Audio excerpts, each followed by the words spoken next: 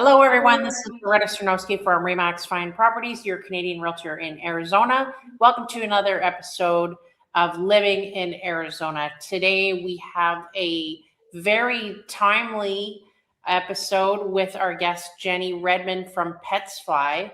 And before the show, we were just talking about this new,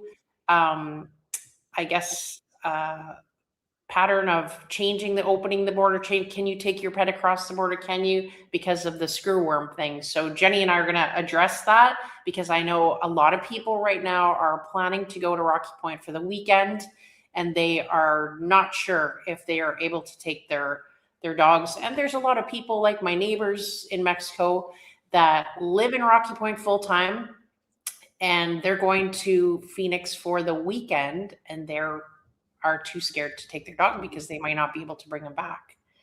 So before we get into the meat of that, Jeni, what exactly is your role at Petsfly? What are you?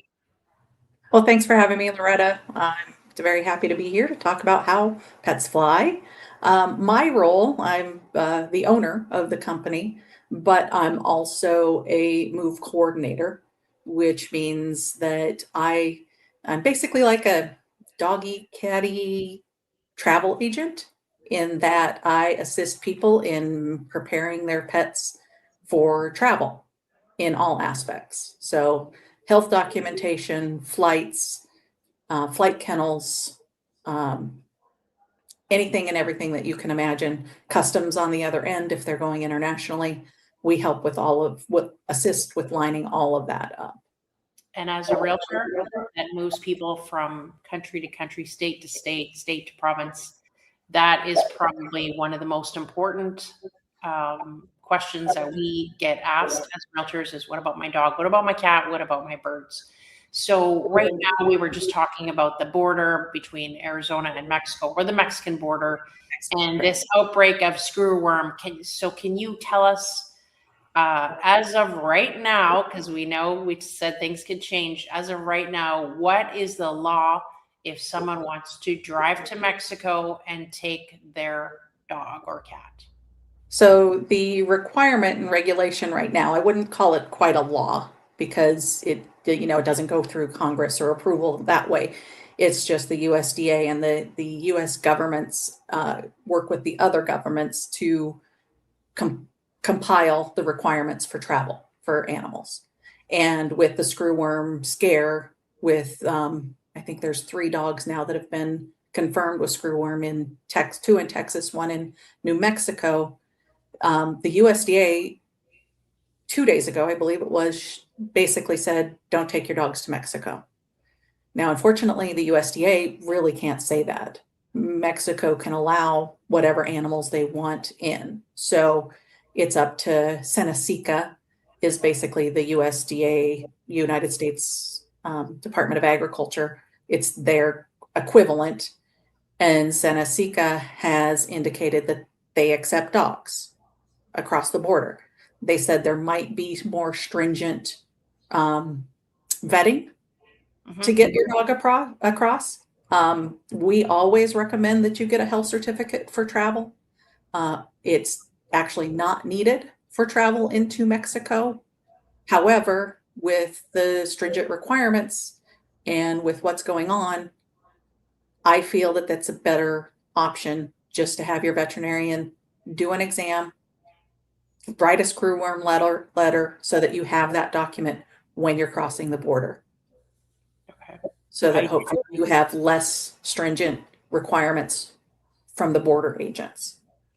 I actually took my dogs last week to the vet in Mexico and did a very thorough exam and then gave me a certificate.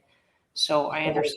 Can you explain to everyone what exactly is screwworm? Oh, not really. Unfortunately, it's a nasty, nasty disease. One of my coworkers was like, you should Google that. And I'm like, no, because I don't handle That's I don't handle that kind of work. No, I was like, I trust that it's a bad disease. I don't want to Google rabies either, but I know that it's a very bad and nasty disease. And that's why there's so many rules and laws set up against having rabies. Now, coming back from Mexico, I believe they are requiring the screwworm letter. They So are. definitely want to go to the vet in Mexico to get that worm letter if you're returning to the US.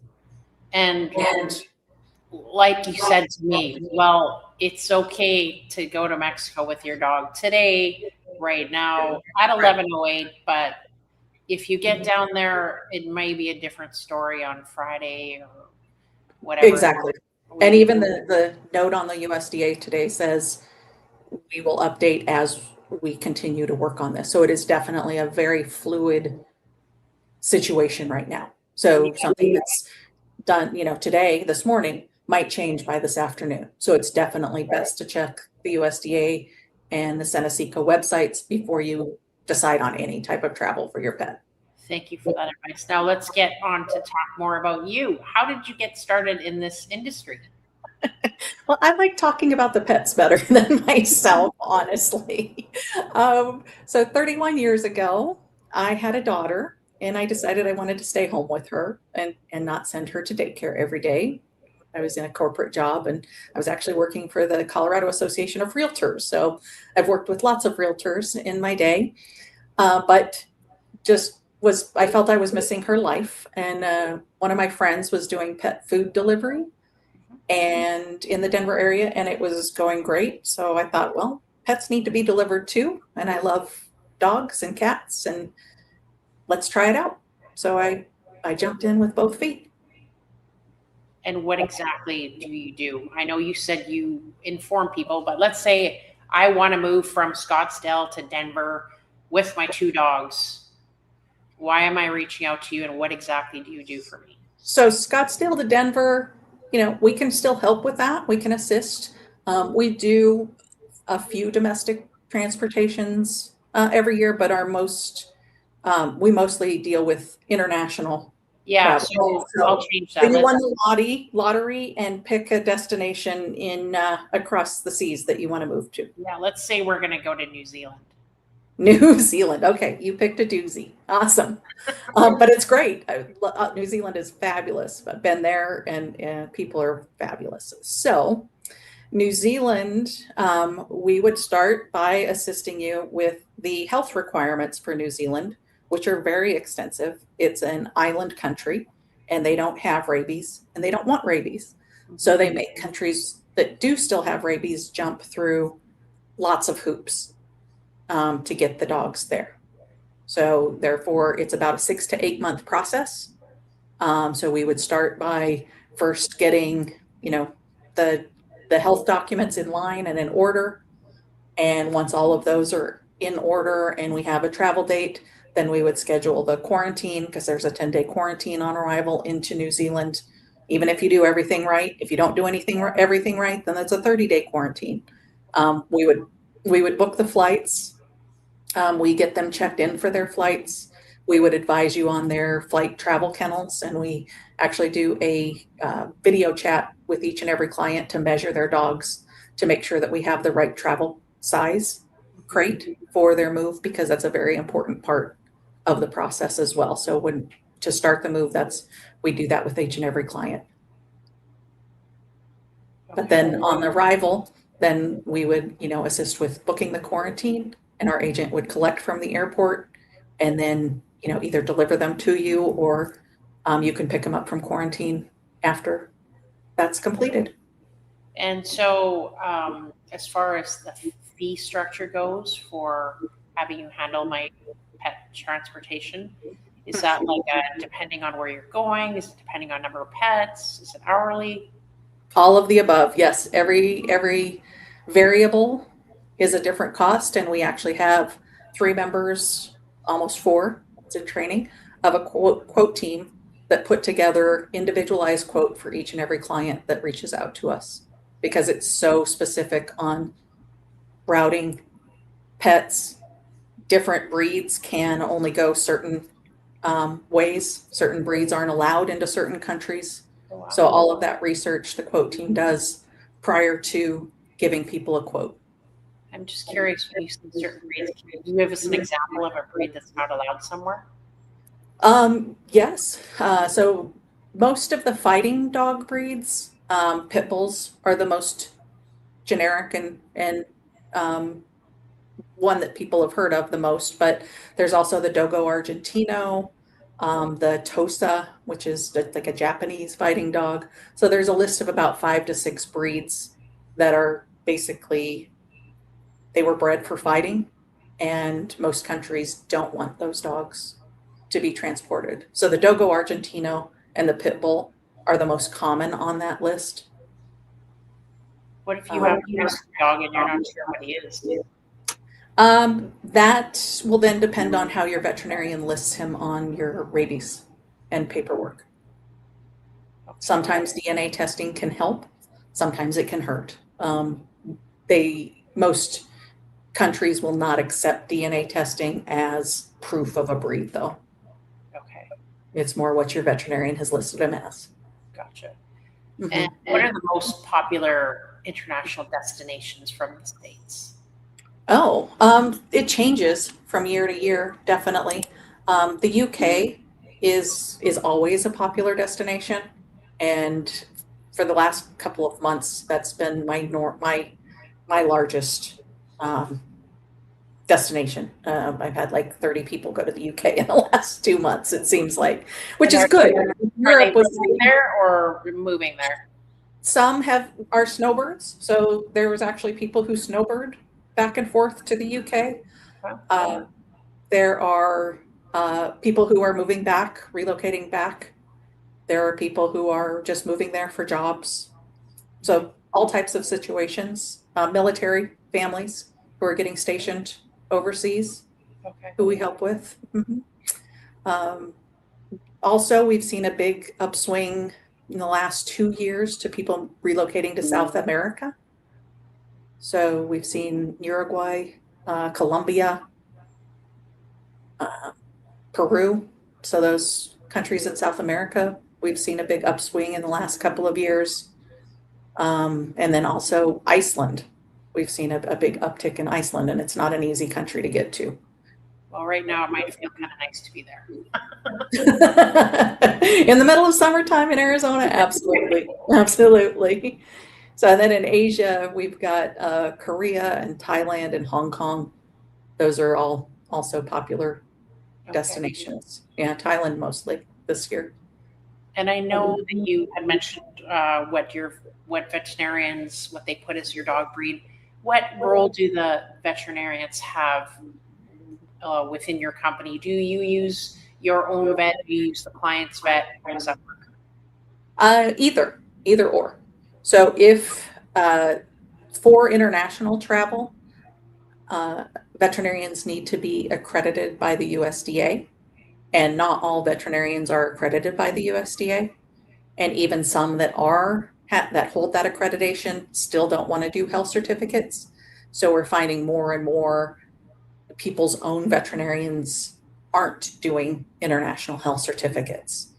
And we try to assist in that as much as possible with that process so that we can get more veterinarians to do those health certificates, because we're going to run into a problem if all the veterinarians suddenly stop doing international health certificates, because they just don't want to deal with the paperwork. So we take that paperwork process out of their hands. What we do is we'll, like I said, research the country's requirements and make sure that the client's documents are all in order for what the USDA wants. We fill out the health certificate for them. There's actually an electronic portal with the USDA now that the veterinarians can submit the documents electronically. So we can upload all of those documents to the portal for the vet. And then we keep an eye on that portal to make sure that if any documents have been returned, then we assist with getting the corrections that are made for those certificates. Or once we see it has been endorsed, then we let the client know. And, we track the FedEx package if it needs to be returned via FedEx as well. Okay. Yeah. So as you know, I'm Canadian living in Arizona and doing business here. So a lot of my clients are actually Canadians. What is the rules for bringing their pet from Canada to Arizona? There's actually no health certificate requirement for either Mexico or Canada at the moment. There is a requirement for puppies going to Canada. I believe it's under 7 months that they want an import permit, and it's more to stop like illegal transport of puppies and breeders Gotcha. bringing, huge undocumented dogs in. Right. So if you have one puppy that happens to be 6 months old, you probably won't have an issue. However, if you have 10 puppies that you're trying to get across the Canadian border, then it's probably going to be a more stringent requirement for them to look through all of that paperwork. I am actually on the board of directors for Barb's Dog Rescue. We have a location in Peoria. So Okay. a couple of years ago, one of my friends came to visit me in my condo in Mexico, and I was fostering a little puppy. And she said, I want this dog. I said, well, you can have her. So I kept her until she was old enough to go. And yeah, she made her way to Canada. Nice. I remember she had to get some sort of import thing. Right. If I'm planning to go to the UK or any kind of international travel, what is your advice for a timeline? When should someone reach out to you? Really, the best time to reach out is as soon as you know. As soon as you know that you're moving somewhere and you have a pet, it's best to reach out at that point in time and just get at least some advice, if nothing more. Now, if your move is 5 years away, well, a lot can happen in 5 years. So we probably can't give you that much, but 1 year is fine. And there are certain countries that take even more than 6 months to prepare for. Japan, Australia, New Zealand, those all have about a 7 to 8 month planning process before your pet can even travel. So depends on where you're going, but for island countries, those are the ones that don't have rabies, it's best to start earlier. If you're moving to Europe or Asia or something, then I would say it's probably like 3 months is a good time, 2 or 3 months ahead of note. And then that way your pet just doesn't have to stay here while you travel on. Right. Yeah. Because that's what we found mostly with people who haven't traveled far enough ahead and they've booked their own flights. Well, then their pet has to stay behind until we can get them up to speed on the health requirements. Outside of the regular dogs and cats, what other animals have you helped transport to other places? Since COVID, it's been a shorter list. COVID, we kind of put the kibosh on everything other than dogs and cats because it was just too hard to move anything. We've redid that, but we've helped iguanas move to Amsterdam. We've done a hedgehog a couple of times, one to Boston and then another, and then back to Portland and then to Toronto. So hedgehog went to Canada. We've helped some rats. Actually, they were on Rats? America's Most Talented something, and they went to Italy to perform on Italy's Most Talented. So they're famous rats, and so we moved them to, or helped them travel to and from Italy. Oh, interesting. To be on the show. Yeah. So for someone who wants more information, wants to talk to you about relocating or transporting their pet, how do they find you? How do they reach out to you? Do you have a website or Facebook page with information? Absolutely, both. The best thing is probably our website. We have 3 different quote requests depending on what you're looking for. But petsfly.com, fairly easy. That's the website. And you can find my picture and bio on there, and you can give me a call. My phone number's listed. Both of our other move coordinators, Katie and Brenda, are also listed on there. But sending in a quote request is the best way to get started so that the quote team can start researching what's going on and get back to you. That's great. Thank you so much for being on the show today. It was super informative. Well, thank you very much. Decide if I'm going to chance taking the dogs across the border or not.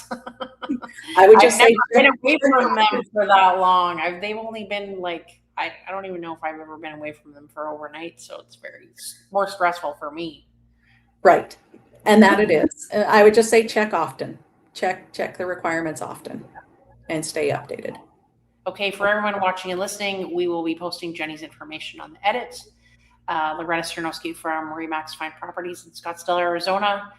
Everyone have a great weekend. By the way, this week I had competing offers on one of my listings. Not sure if we're getting back into that time again, but the market has certainly picked up. So if you're interested in having me come over and give you an evaluation, 480-822-9416, Canadian Realtor in Arizona at gmail.com.